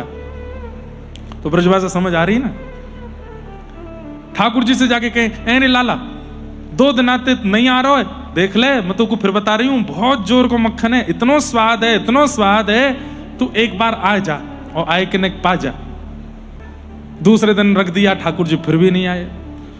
तीसरे दिन उसको लगा मैंने घर का रास्ता नहीं बताया, वो रात में आते तो होंगे, भटक जाते होंगे। तो अगले दिन जाके सबरा रास्ता बता के आई। बोले सुनो, मंदिर से नीचे उतरोगे गिरिराज जी से, आगे से दाएं लेना, फिर आगे जाओगे एक तालाब आएगा, वहां से बाएं लेना, फिर वहां से फिर दाएं लेना, फिर 4 घर छोड़ के 5वां घर होगा, वट वृक्ष लगा होगा, वहीं मेरा घर है। ऊपर से छत खुली भई है, भीतर आंगन में घुस के और किनारे पे मां मक्खन टंगो खाई जाइयो। चौथे दिन भी ठाकुर जी नहीं आए, फिर गई और अब की बार जाके बोले देख लाला 5 दिन है गए, तू आ ना रहे हो मक्खन खावे, अब तू बिल्कुल मत आइयो। अब तो मैं अपने लाला को, अपने पति को, अपने ससुर को, सबन को पवाऊंगी। तू बैठो रहे मंदिर में ही और मंदिर में पुरानो सुरानो मक्खन खातो रहे, मैं तो ताजो ताजो मक्खन खवानो चाहती, अब तू आई ना रहो तो कोई बात ना, लेकिन लाला फिर बताऊं, बहुत जोर का मक्खन है, बहुत स्वादिष्ट है। अब वो इतना लोभ दे ठाकुर जी को, सामने खड़े खड़े श्रीनाथ जी के लार टपकन लगी। इच्छा हो गई। एक रात को और समय दे रही हूं लाला, अगर आज नहीं आए हो तो कल अपने परिवार वाले इनको जा मक्खन खवाए दूंगी। रात्रि में श्री कुंभन दास जी नाम के भक्त कीर्तन करते थे ठाकुर जी का, सामने जाके मंजीरा लेके कीर्तन कर रहे थे। उनको ठाकुर जी की गतिविधि अनुभव आ जाती थी, और ठाकुर जी की लार निकलती देखी तो कुंभन दास जी पूछने लगे। बाकी सबको लगता कि मूर्तिमान ठाकुर जी करे, कुंभन दास जी को दिखते थे। कुंभन दास जी बोले जय जय, ये लार कैसे गिर रही है आपके? भूख लगी है, कछु कछु खावे को मने मुझे बता दो। तो ठाकुर जी कुंभन दास जी से, कुंभना एक गोपी है, रोज आवे और रोज दूर से मक्खन दिखा दिखा के जावे और मेरे सामने ऐसे सूंघ सूंघ के करे, बहुत बढ़िया है, बहुत मीठो है, बहुत अच्छो है। मेरो तो मन है रो वाके घर को मक्खन खाया हूं मैं। कुंभन दास जी बोले मोए बताओ कौन सी गोपी है, मैं घर जाके मक्खन ले आऊंगो, आपको मंदिर में अंदर थाल में पधरा दूंगो, थाल वारो ना खानो, और मंदिर में लेके आवेंगे तो मुंह को तो इतना सा देंगे, बाकी सबरे पंडित जी सब खा जाएंगे, मुंह को नहीं मिले, मुंह तो पूरा खानो है। तो बोले पूरा मक्खन ले आऊंगो, अकेले खा जाइयो। बोले ना ऐसे ना खानो। तो बोले कैसे खानो है? बोले जैसे द्वापर में गोपीन के घर में घुस के चोरी करके, कोई को पतो नहीं चले, अचक अचक जाए के और ऊपर से मटकी से निकाल के एक दूसरे के सिर पर चढ़ के, वैसे करनो। कुंभन दास जी बोले जे द्वापर ना है, कलयुग है, इतनी मार पड़ेगी, इतनी मार पड़ेगी, इतनी मार पड़ेगी, जय जय बन जाओगे। और महातो मधुमंगल, श्रीदामा, तनसुका, मनसुका सबरे सखा है, यहां कौन है? ठाकुर जी बोले तू है ना, कुंभन दास कुंभन दास जी बोले, मैं 60-65 वर्ष को बुजुर्ग, जीवन पूरा निष्कलंकित निकल गयो मेरो 65 वर्ष को, अब 65 साल में मुझे चोर करवाओगे, चोरी करवाओगे? ठाकुर जी बोले, देख तो कुछ चलना है तो चल मेरे संग, नहीं तो कल से तो को मेरो दर्शन नहीं होएगा। अरे नहीं नहीं जय जय चलूंगो, कहा करना ये बताओ? बोले बस फुर्ती रखियो, जल्दी जल्दी बिल्कुल, और आवाज मत करियो। तो ठीक है। रात्रि 7:30 बजे मंदिर बंद हुआ, शयन कर गए ठाकुर जी। कुंभन दास जी पीछे खिड़की पर जाके खड़े हुए, सब दर्शनार्थी, पुजारी, सेवक सब अपने अपने घर चले गए और ठाकुर जी पीछे की खिड़की से उतर के आए। कुंभन दास जी के कंधा पे दोनों पैर रखे, पैर ऐसे लटका लिए यहाँ पर और यहाँ ऐसे पकड़ के सिर, और कुंभन दास जी ने ऐसे भगवान के दोनों चरण पकड़े और ठाकुर जी बोले, चल, रात का अंधेरा, सब सो रहे हैं, कहां चलूं? बोले, यहां ते नीचे ते दाएं मुड़ जा, आगे तालाब आएगा, माते बाएं मुड़ जाइयो, और फिर माते फिर कुंभन दास जी, तुम कब हुआ है? बोले, मैं ना गया, वो मुझको बता के गई है सब रो, वहां को घर कहाँ है? सब कर रहे। अब कुंभन दास जी के नेत्रों में आंसू भी आ रहे हैं। क्यों? अरे सखी, तू कितनी बड़भागी है, त्रिलोकीनाथ, जगत नियंता, जगदाधार, पुरुषोत्तम, परम पुरुषोत्तम भगवान श्री कृष्ण, वो तेरे घर स्वयं आ रहे हैं। अरे भैया, घर के, नगर के वरिष्ठ व्यक्ति को अगर हमारी घर की गली का नाम भी पता होता है तो हम खुश, अरे आपको पता हमारा घर कहां है? ठाकुर जी को पता है कि मेरा घर कहां है। और बस बताते हुए कुंभन दास जी ले गए और बोले, जय जय अंदर कैसे जाएंगे, दरवाजा तो बंद है। बोले, अरे ऊपर से छत खुल रही है या की, ये देख बट को पेड़ है, या के ऊपर चढ़ जाओ। दोनों चढ़ गए और ऊपर पेड़ की डाल एक आंगन में जा रही थी, उससे भीतर कूद गए। चुपचाप, एक कुंभन दास हल्ला मत करियो, आवाज मत करियो, उड़ जाएंगे सबरे। कहां है छीको, छीको कहां है? तभी देखी एक कोने में ऊपर रस्सी लटकी, छींका और उसके ऊपर मटकी रखी। ठाकुर जी देख बोरो। अब ठाकुर जी तो इतने से 4 वर्ष के ठाकुर जी हैं, श्रीनाथ जी ये 4 वर्ष के हैं, इतने से। कुंभन दास जी खूब लंबे हैं, तो कुंभन दास जी तो बोले, अब तुम को अपने कंधा पे चढ़ा ले। यहाँ चढ़ गए, ठाकुर जी दोनों पैर इधर रखे, जैसे तैसे करके सिर से ऊपर अपना वजन संभालें। कुंभन दास जी ऐसे पकड़े, छीको पकड़ो ठाकुर जी ने, और अंदर हाथ डाल के मक्खन निकाल, पहले तो सूंघो, हमें बिल्कुल वैसी सुगंधी है। अरे नंदरानी यशोदा की याद आ गई आज तो, एक युग बाद। और ठाकुर जी प्रेम से जीभ से आवाज चाटे, आहा, खूब चप चप आवाज करके खा रहे हैं। कुंभन दास जी ऊपर देख रहे हैं, जय जय मैं कि नीचे उदय दो। सो ठाकुर जी एक छींका पकड़ के ऐसे चाटे, और जो बचो भयो ऐसे नीचे करके, और वो कुंभन दास जी कभी आंख में लग जाए, कभी नाक में लग जाए, कभी मुंह में लग जाए। कुंभन दास जी ने जैसे पाया, एक तो मक्खन और ऊपर से ठाकुर जी का अधरामृत, ठाकुर जी के मुख से लगा हुआ अधरामृत, वो तो अमृत बन चुका था। कुंभन दास जी तो मंत्र मुग्ध हो गए, नेत्र बंद हो गए, अविरल अश्रुधार गिरने लगी, हाथ पैर कंपायमान होने लगे। ठाकुर जी बोले, एक मना क्या कर रहे हो? चोरी करवे आयो कि भक्ति करेगो यहाँ पे? ऐ सीधा उठाड़ो रे। कुंभन दास जी के मन में आई, एक बार देखूं तो सही, गाया तो इतना कि ठाकुर जी चोरी करते हैं, एक बार देखूं तो ये लगते कैसे चोरी करते समय। तो ऐसे अधर होके देख रहे थे ऊपर, तभी क्या देखा, ठाकुर जी की धोती ढीली हो गई और धीमे धीमे नीचे खिसक रही है। सो कुंभन दास जी बोले, जय जय धोती संभालो, धोती संभालो, अभी जय जय हो जाएगी सबरी। सोई ठाकुर जी ने चतुर्भुज रूप धारण किया और 2 भुजा से अपनी धोती पकड़ी और 2 भुजा से मक्खन खा रहे। मतलब मक्खन नहीं छोड़ा है, 2 एक्स्ट्रा भुजा प्रकट कर ली, उससे धोती पकड़ी।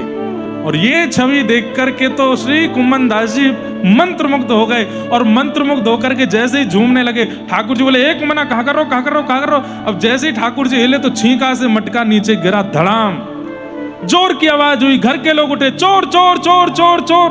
अब ठाकुर जी तो जोर से कूदे और महाराज पेड़ पर चढ़ के भाग गए। कुंभन दास जी ऐसे ही खड़े और पूरा मक्खन लगो है मुंह पे। लालटेन जलाई, घर के लोगों ने जाके देखा और महाराज लिए डंडा, हे चोर, कभी हाथ में मारे, पैर पे मारे, खूब मारा। कुंभन दास जी हंसते हंसते पिट रहे हैं नेत्रों से, अरे बाबा शर्म नहीं आई तो है, इतना बड़ा हैगो, बूढ़ा बड़ो 60-70 वर्ष को हैगो और तू चोरी कर भी आयो। कुमनदास जी ने नेत्र खोल करके उस सखी को देखा। बोले तेरो घर है ये? बोले हाँ। तू रोज ठाकुर जी को मक्खन को लोभ देवे जावे श्रीनाथ जी में? बोले हाँ। तुम्हें कैसे पता? चरण पकड़ लिए उस सखी के, तब पूरी बात बताई। बोले साक्षात श्याम सुंदर मेरे कंधा पे बैठ के आए और तेरे घर की सुंदर माटी के या छींके ते मक्खन पाए के गए। वो सखी रोने लगी। बोले सच बताओ ठाकुर जी आए? बोले हाँ वही आके गए हैं। मुझे क्यों नहीं दिखे? फिर मुझे तो उनको देखना था। बोले तैने कहीं की चोरी करके चले जाइयो, कोई को पता नहीं चलेगी, हमारे चले गए। एक बार कुमनदास जी कह दो ना, मुझको अनुभव करा दें। कुमनदास जी बोले मैं ठाकुर जी से प्रार्थना करूंगा, कोई तो कहियो मत ये तेरे संग लीला भई है, ये तेरे संग आज रास भयो है। तू हमेशा उनके पास गई, वो रस हतो, आज ठाकुर जी तेरे पास आए, ये रास भयो है, या को कोई से कहियो मत।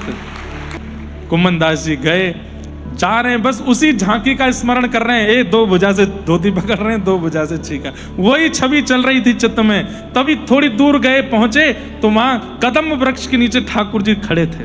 ए कुमना, आनंद आयो? कुमनदास जी बोले इतनो पिटवायो मुझको, दे यहाँ छड़ी पड़ी, यहाँ लगी, कह रहे आनंद आयो?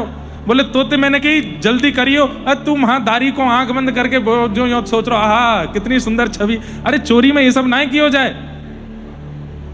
और बंधुओं कितनी सुंदर लीला है। अभी मैं नासिक में अष्ट सखाओं की लीला सुनाऊंगा। सूरदास, कुमनदास, गोविंददास, शीत स्वामी, परमानंद दास, नंददास, कृष्णदास, उन्हीं में से एक है ये कुमनदास। इनकी पूरा चरित्र वहां 15 दिन इन अष्ट सखाओं की वार्ता कहनी। तो ठाकुर जी कुमनदास से कहते हैं देख तो को एक शुभ समाचार दूं। बोले कहा?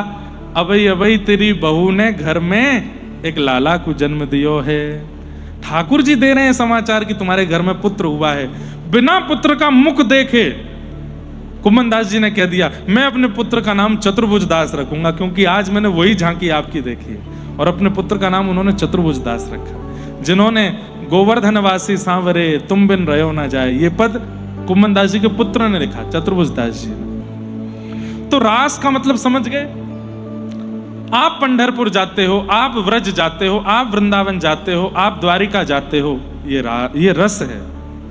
लेकिन ठाकुर जी अहिल्यानगर आ जाएं, ये रास है। और एक बात कह दूं, अपने लिए नहीं कह रहा हूं, मेरे लिए सोच के मत सुनिएगा इस बात को। अहिल्यानगर वासियों के संग रास हो गया, क्योंकि श्रीमद् भागवत जी यहां आ गए आपके लिए। अब देखो, वृंदावन, गोवर्धन, यमुना जी, बरसाना, श्री जी, ठाकुर जी, मधुमंगल, श्रीदामा, तनसुखा, मनसुखा, ललिता जी, विशाखा जी, सुखदेव जी, परीक्षित जी, सब तो आ गए अहिल्यानगर में। यही तो रास है। अहिल्यानगर वासियों के संग एक सामूहिक रास हो गया। अब एकांत का रास वो करने के लिए तो आपको मनन चिंतन करना पड़ेगा। कल कथा के बाद आपको बहुत चिंतन करना पड़ेगा, तब एकांतिक रास भी हो जाएगा। ठाकुर जी कुछ ना कुछ लीला कृपा करेंगे। ठाकुर जी ये परखते हैं कि ये प्रचार वाला व्यक्ति तो नहीं है ना, प्रचार वाले से दूर रहते हैं ठाकुर जी। ठाकुर जी विचार वाले के पास जाते हैं, जो प्रचार कर दे। अब कई तो ठाकुर जी घर में आ गए तो हम सबसे पहले तो सीसीटीवी फुटेज निकाल के सोशल मीडिया पर डाल, देखा मेरे घर आए थे, ऐसे खड़े थे द्वार पे आके, बेल बजा रहे थे, टिंग टोंग। हम लोग प्रचार वाले लोग हैं, इसलिए ठाकुर जी दूर रहते हैं हमसे। ठाकुर जी तो विचार वालों के पास आते हैं।